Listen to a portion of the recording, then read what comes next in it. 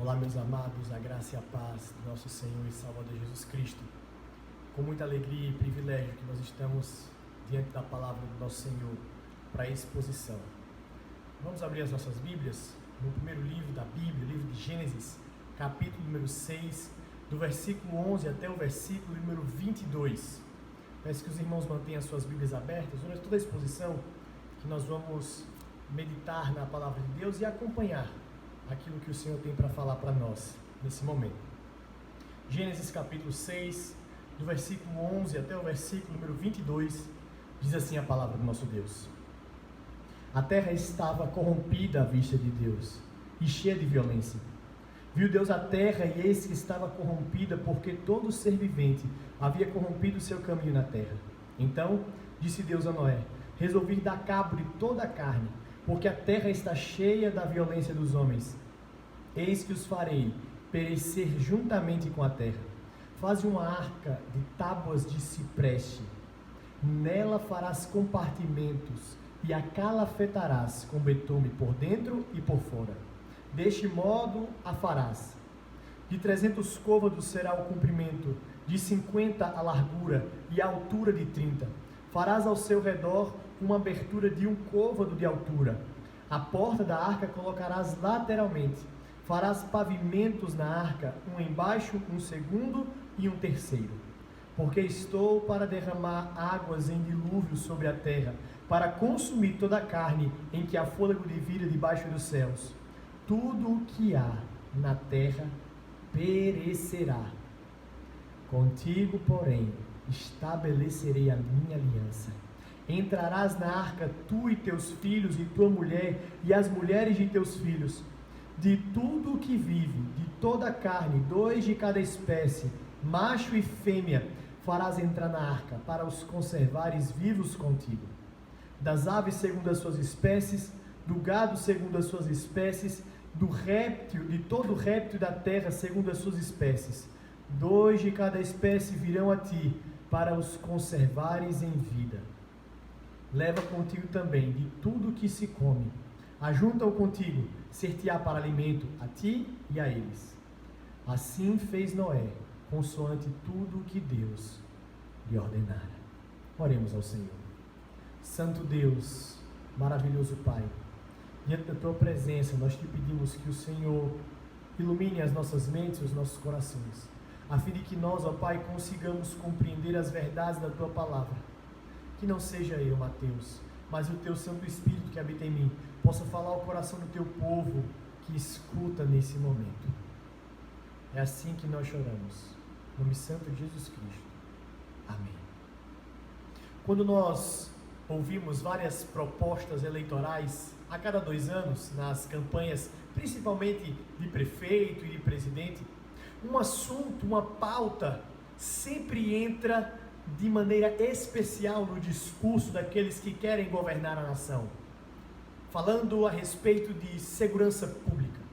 Segurança pública sempre foi, é e ainda continuará sendo uma pauta extremamente delicada, não somente no Brasil, mas em todo o mundo, porque cada vez mais nós vemos os níveis alarmantes de tragédias que vêm acontecendo no nosso meio. Cada vez mais o homem fica especialista em cometer crimes e delitos. Mas isso, meus amados, não é novidade, infelizmente. Aquela expressão, desde que mundo é mundo, isso ocorre, é verdade quanto à violência, por causa do pecado. Depois que o homem ele quebrou o pacto de obras que Deus tinha estabelecido com ele, depois que o pecado entra no mundo por causa da transgressão de Adão, o homem agora vive cada vez mais distante do Senhor. A palavra do Senhor vai dizer que Adão e Eva geraram 2 filhos, Caim, o primogênito, e Abel. Caim mata o seu irmão Abel. E então, depois disso, tem um outro filho, Adão e Eva, chamado Sete. E a palavra de Deus vai dizer que os filhos de Sete, eles buscavam ao Senhor, eles adoravam a Deus. E então vai se tendo a distinção dos filhos de Caim, os filhos da perdição, os filhos da ira de Deus, e os filhos de Sete, homens que invocavam o nome do Senhor. Mas a palavra de Deus, em determinado momento, vai dizer que os filhos de Deus, os descendentes de Sete, começaram a se encantar com as filhas dos homens. A maldade e a perversidade começam a crescer cada vez mais. No capítulo 4 de Gênesis, nós temos o relato de um homem chamado Lameque, um artífice, um homem que, depois de ter trabalhado na metalurgia, cria uma espécie de adaga, de faca, e então, depois de ter desenvolvido as suas habilidades, coisa maravilhosa que Deus proporcionou para ele, o registro e o relato bíblico afirma para nós que ele mata 2 pessoas só porque elas pisaram no seu pé.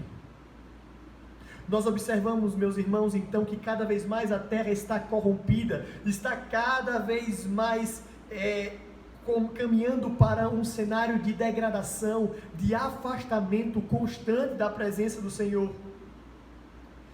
Então, o Senhor Deus resolve aniquilar completamente aqueles homens.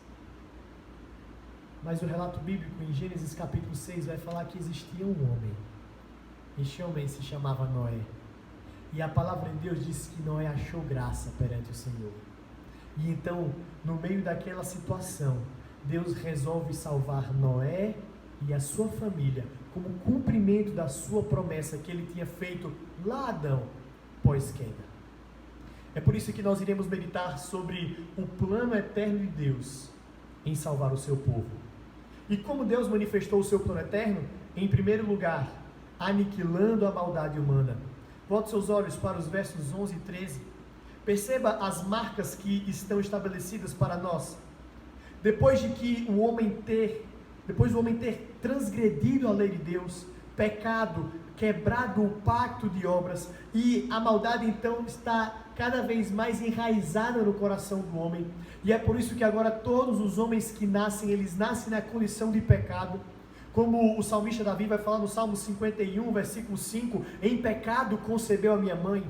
E aqui ele não está falando ou fazendo alusão à relação sexual e que isso é de alguma forma pecado. Não, a relação sexual é bênção de Deus, no momento certo, na hora certa. Mas quando ele diz que em pecado concebeu a minha mãe, ele está se remontando ao pecado adâmico que entrou na nação, que entrou no povo, que entrou na história. E então agora todos os homens nascem na condição de pecadores, transgressores da lei, distantes do Senhor.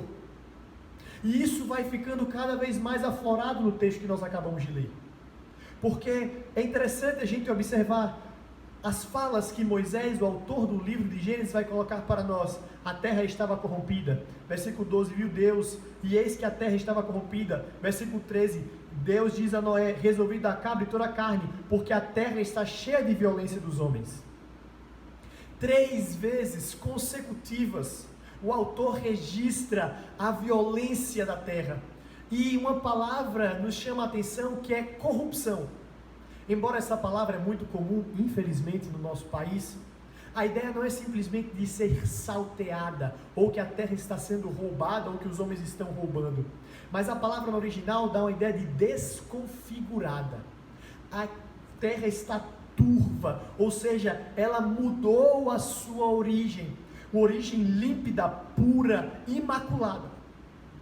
É transformada agora em algo que está completamente distorcido do seu propósito original.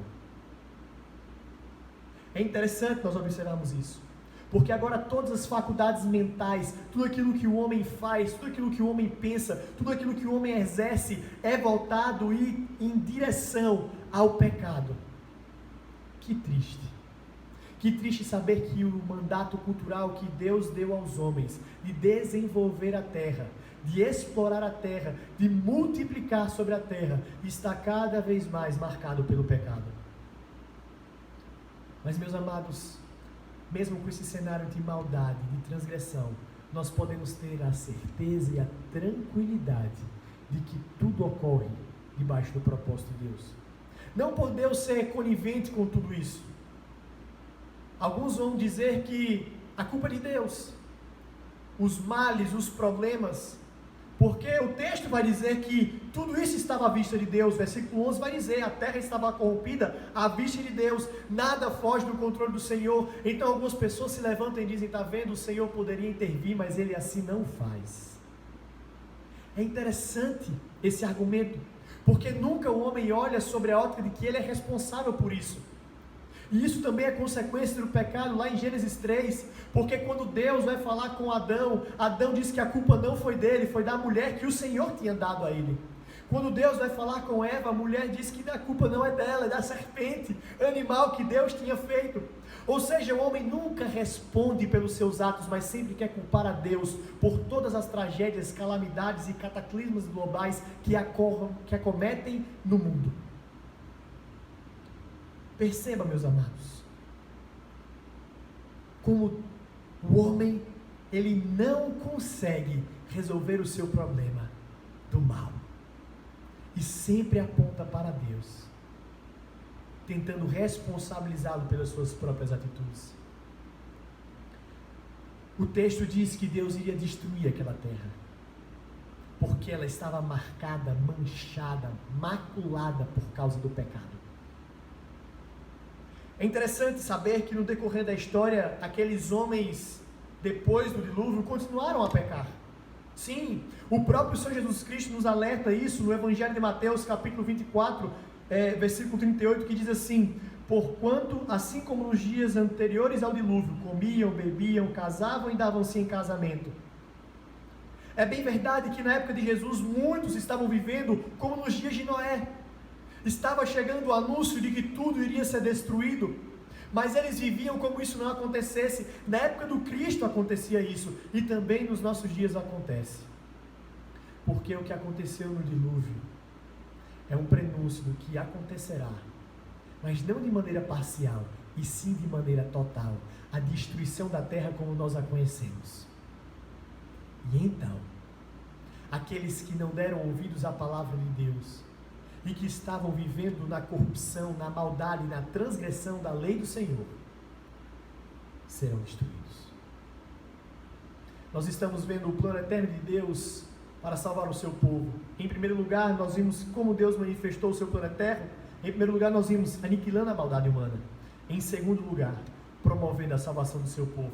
Volte seus olhos ao texto, versículo número 14, diz assim: faze uma arca de tábuas de cipreste, nela farás compartimentos e a calafetarás com betume por dentro e por fora. O propósito de Deus era limpar a terra da maldade, do pecado que estava cada vez mais se desenvolvendo naquela época. O mesmo Criador, ele não suportava aquilo, como o homem estava vivendo daquela forma. Mas o texto diz que Deus resolve não extinguir toda a raça humana, porque existia um homem.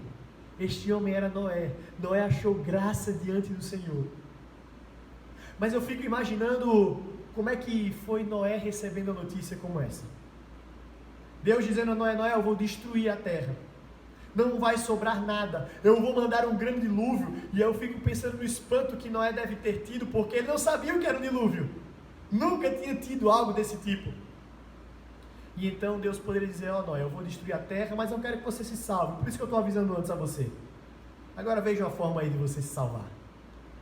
O que é que Noé ia pensar? Eu vou para uma caverna? Eu vou procurar uma árvore para me esconder? Eu vou subir no alto de um monte? O que é que eu vou fazer? Perceba, meus amados, diante do anúncio de juízo, Deus não deixa Noé à sua própria sorte.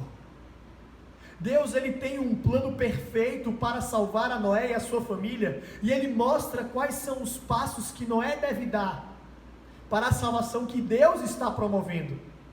Embora Noé, nesse sentido aqui, seja coparticipante da salvação do seu corpo, da sua carne, em estar construindo uma arca, é Deus quem promove a salvação a Noé, porque ele mostra detalhadamente como será essa arca.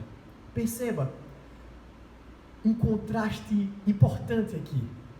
Se por um lado nós observamos que a mensagem de juízo, ela é expansiva, destruidora, e ela é avassaladora de uma maneira ampla, A salvação, ela é algo completamente específico, detalhado minimamente. O Senhor fala como será a arca da salvação para a vida de Noé. Perceba essas marcas, versículo 14, 15 e 16. As palavras do Senhor para Noé: faze uma arca, deste modo a farás ao seu redor, até mesmo a posição da porta da arca, a quantidade de compartimentos. O Senhor detalha todo o seu plano de salvação para a vida de Noé.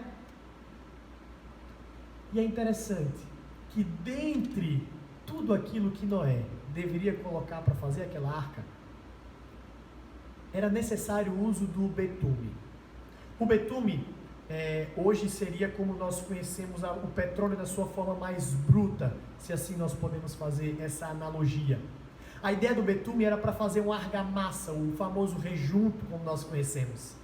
Era para calafetar entre as vigas de madeira, a fim de que nada que estivesse dentro pudesse sair, e também nada que estivesse fora pudesse adentrar a arca. Era um selo, era algo que blindasse aquela arca. Noé escuta todas as palavras de Deus e obedece. Noé, ele diante dessa situação, ele confia na palavra do Senhor, porque perceba, ele nunca ouviu o que era um dilúvio, nunca tinha existido na história da terra. E então Deus ordena que ele deveria construir uma arca. E quando Deus descreve como deveria essa arca, fico novamente imaginando o sentimento do coração de Noé, porque é algo grandioso, é uma empreitada extraordinariamente bem detalhada. Mas Noé confia na palavra de Deus. Meus irmãos, é tão interessante a construção da arca, que até o século XV e XVI nunca se tinha feito nenhum barco dessa magnitude. Lembre-se, é a história da revelação começando ainda. São os primeiros anos da terra criada, e Deus ordena a Noé essa obra, dessa engenharia, desse porte. E Noé confia no Senhor. Noé confia em Deus, que a salvação virá de Deus. Noé confiou nas palavras do Senhor, e é por isso que o autor aos Hebreus, no capítulo 11, versículo 7, vai dizer: pela fé Noé, divinamente avisado das coisas que ainda não se via, temeu, e para a salvação da sua família, preparou a arca, pela qual condenou o mundo, e foi feito herdeiro da justiça, que é segundo a fé. A fé que Noé teve em confiar que a salvação viria do Senhor, deve nortear os nossos corações ainda hoje. Noé, ele compreendia que somente Deus poderia livrá-lo dessa situação. Estamos meditando sobre o plano eterno de Deus em salvar o seu povo. Como é que Deus manifestou o seu plano eterno? Em primeiro lugar, nós vimos que foi aniquilando a maldade humana. Em segundo lugar, promovendo a salvação do seu povo. E em terceiro lugar, estabelecendo uma aliança com o seu eleito. Volte seus olhos ao texto. Contigo, porém, versículo 18. Contigo, porém, estabelecerei a minha aliança. Entrarás na arca, tu e teus filhos, e tua mulher, e as mulheres de teus filhos. Depois de Deus falar que vai destruir a terra, que vai limpar a terra da maldade humana, e então faz o detalhe minucioso de como isso iria acontecer para que Noé pudesse se salvar. Então dá todos os detalhes da construção da arca. O Senhor fala para Noé: eu estabelecerei a minha aliança contigo. Podemos observar, meus irmãos, que Deus faz uma aliança com Noé, mas toda a sua família é contemplada. A Bíblia não fala dos caminhos que eram seguidos pela esposa e anteriormente pelos filhos e esposa dos filhos de Noé. Mas o texto, várias vezes no capítulo 6, vai dizer que Noé andava com Deus, que Noé achou graça diante do Senhor. Não existia nada de bom em Noé, é verdade, porque como nós vimos nos versículos 11, 12 e 13, toda a terra estava corrompida por causa do pecado, inclusive Noé, um grande pecador.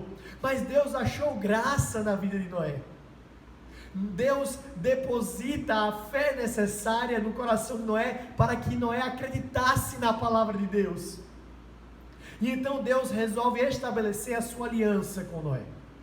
Então, alguns domingos atrás, nós meditamos sobre o pacto de obras e o pacto de graça. A aliança, a nova aliança. E então, quando nós observamos aqui, nós podemos pensar, é uma nova aliança? Será que Deus está fazendo uma outra aliança depois que tenha feito uma aliança com Adão, agora faz uma outra aliança com Noé? A resposta é não. Nós acreditamos que é somente uma aliança, soberanamente administrada. E essa aliança tem várias características no decorrer da história. Aqui, meus amados, e você que é pai e mãe, está me escutando, você pode perceber que é como se fosse você ensinando ao seu filho, recém-nascido, 2 meses. Você não chega para ele e diz assim, olha, nós estamos vivendo o período de isolamento social por causa do Covid-19. Você precisa higienizar suas mãos. Assim que volta da rua, tire sua roupa, lave. Não, você não fala isso, ele só tem 2 meses.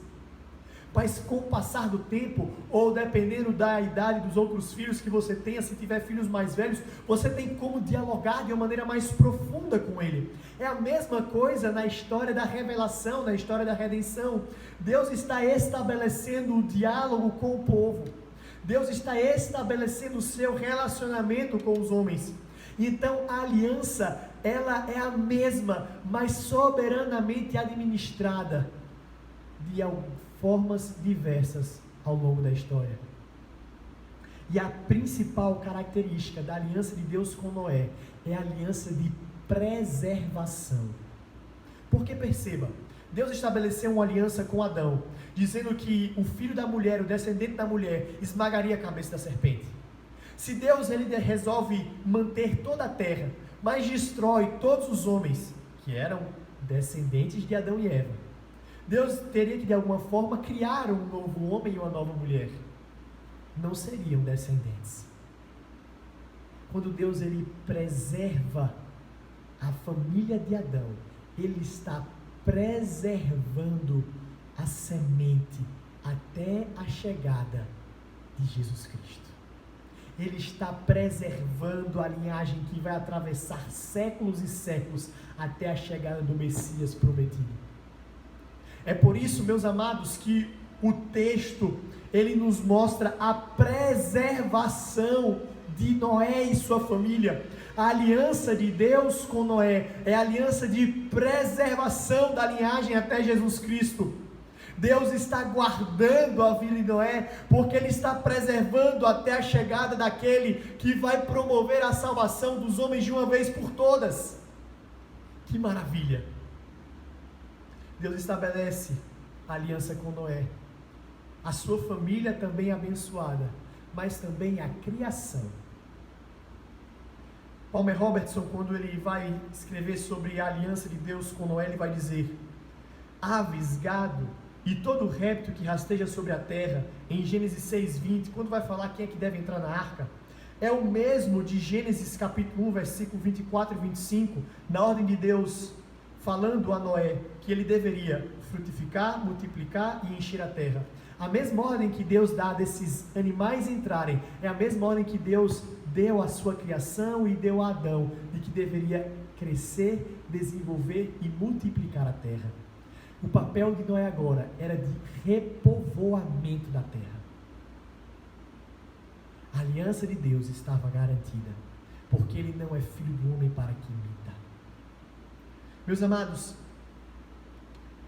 nós percebemos então que Deus estabelece a sua aliança, e essa aliança é soberanamente administrada pelo próprio Deus, independente das ações dos homens, independente daquilo que o homem possa fazer ou não. Deus diz que vai destruir todo mundo, Deus diz que vai salvar a Noé, e Deus diz que vai estabelecer a sua aliança com ele, porque a salvação vem do Senhor. O homem é incapaz de fazer qualquer coisa para salvar a sua vida. bem como é incapaz de promover qualquer tipo de aliança para que isso seja feito. Quando nós lemos o texto e escutamos a exposição da mensagem, nós percebemos que alguns desafios são colocados à nossa frente. O primeiro desafio é entender a corrupção e a maldade do homem. O homem, ele é mau. A doutrina da depravação total afirma categoricamente isso. O homem é mau. Ele é portador da imago Dei, sim, mas essa imagem e semelhança de Deus, como nós conhecemos, ela está deturpada e faz com que o homem caminhe cada vez mais a passos largos, longe da presença do Senhor. O homem cada vez mais ele vive distante do Senhor e a sua mão só consegue produzir mal e morte. Não há nada que possa fazer, não há nada que possa sair de bom a fim de que ele seja religado a Deus. Nenhum ato do homem é redentivo ou tem a mínima capacidade de restabelecer uma aliança com o Senhor. Isso nos mostra porque Deus irá destruir a terra e os homens. Meus amados, é uma frase que é muito comum nós ouvirmos. Deus, ele odeia o pecado, mas ama o pecador. Essa frase é mentirosa.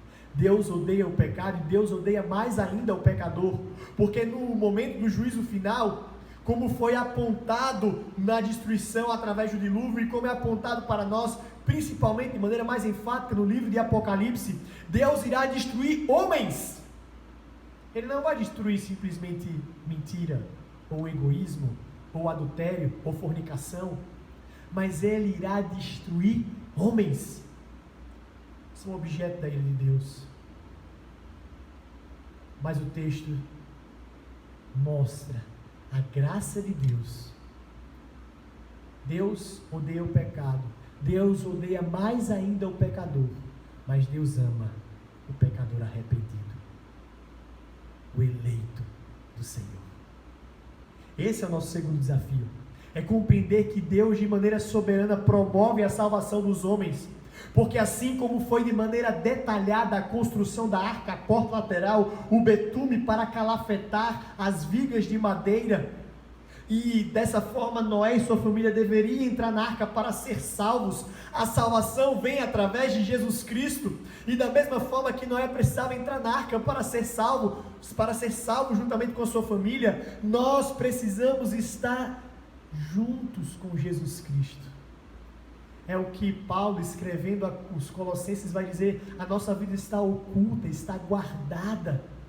Nós estamos debaixo da proteção do Senhor, nós nos escondemos atrás da cruz do Calvário. É por isso que nós, quando pecamos e oramos ao Senhor, nós clamamos pelo sangue que nos banhe, que nos purifique, que nos guarde do mal.